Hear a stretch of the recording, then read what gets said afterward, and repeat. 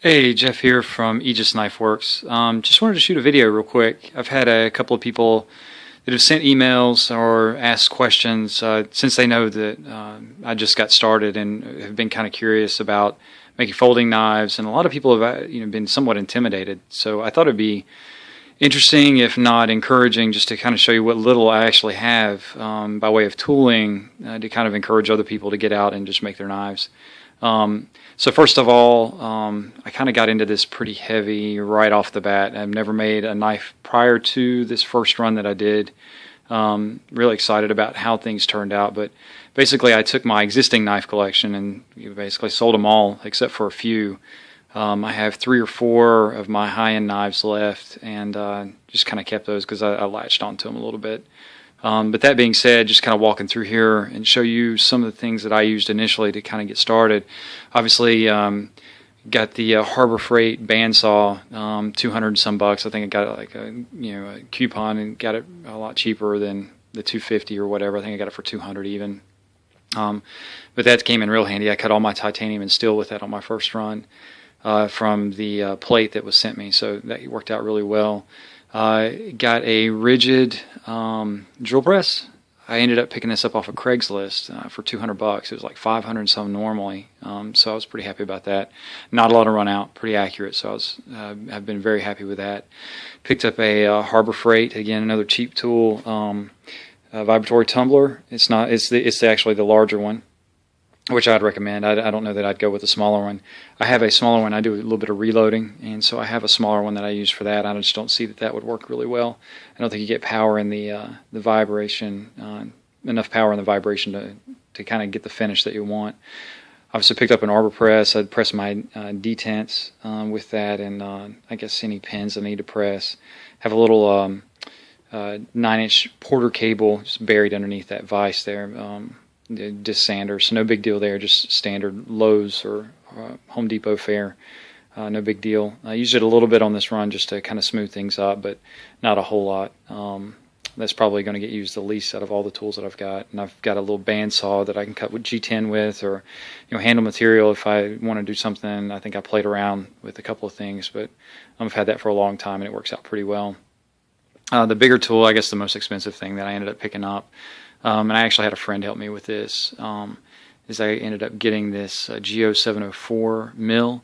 Basically ended up doing the relief cuts on the frame lock, as well as the lock bar cutouts with this, and a couple of other things. I've just had a lot of fun playing with it. I've never used a mill before, didn't know anything about it, and just kind of jumped into this, I guess in every aspect, but really enjoyed kind of getting to know and understand the tool a little bit. It's been kind of fun. Obviously can't really make knives without belts if you got a grinder, so I just picked up like a bunch of different stuff. I got recommendations from people about where to start. As far as the belts go, I love Trizac belts. They're great for finishing, but I found that in particular this 967F belt from 3M, these do really good with hardened stainless steel. So if you've got something that's hardened, it does really good at just taking the material off without a lot of effort. I was really impressed with that. Some of these belts I won't use again, but I was just trying out different things. With that being said, I ended up, this is not the grinder I used for my build for the Hoplite. This is one that I picked up afterwards. Chris Williams, my friend at Wilmart Grinders, actually hooked me up with this one. Because he obviously knew that I needed a better one, so I'm picking this one up from him. Got the upgraded tool rest, which I love this thing. You can bend on any axis, so it's kind of cool. But this is the standard little buddy, so I'm pretty happy with that. I did a couple of test grinds with it, just kind of playing around a little bit, and absolutely love it. So I'm pretty happy with that. What I graduated from in getting that one was this Grizzly grinder I picked up from a friend who was a former knife maker. He ended up, gosh, what did he think? He sold it to me for like 230 bucks. I had to pick up another tool rest because it didn't have the tool rest, but for 230 bucks, not only did he get the 8-inch wheel with it, but he also gave me a 10-inch wheel. So I was really happy about that. Really good deal for what I got. But that being said, as soon as I replace, now that I've replaced it, I probably won't use this one too much. May use it for a couple of things. Set this so that I can angle, maybe do some chamfering work or something real light with it. But it's so fast. It's just kind of hard to manage.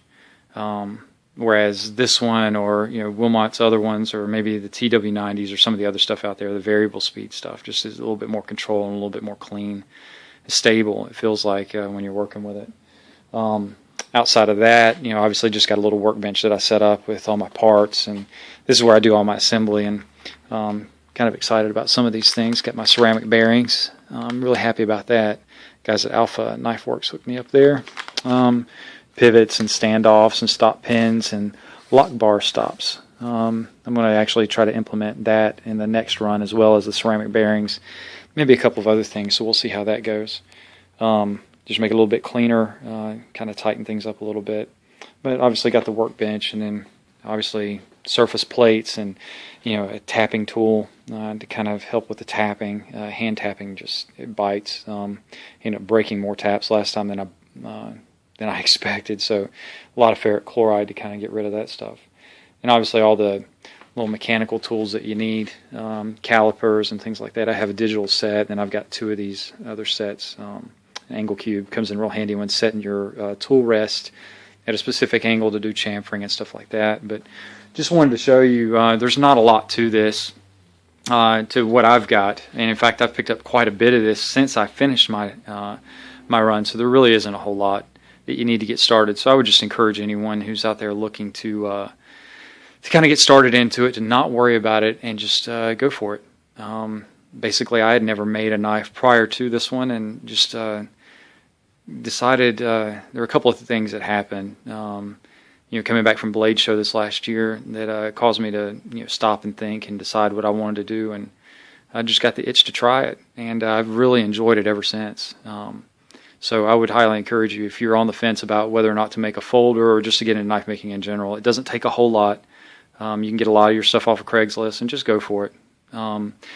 Just as an update for some that have been asking, because there's quite a few, the materials have been ordered for the next run of the Hoplite.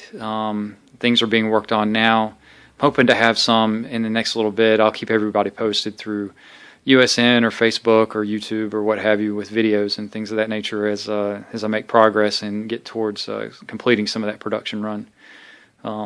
But at any rate, I just wanted to make sure you had a chance to see this little dinky shop that I've got here in my garage, and had a chance to talk to you firsthand.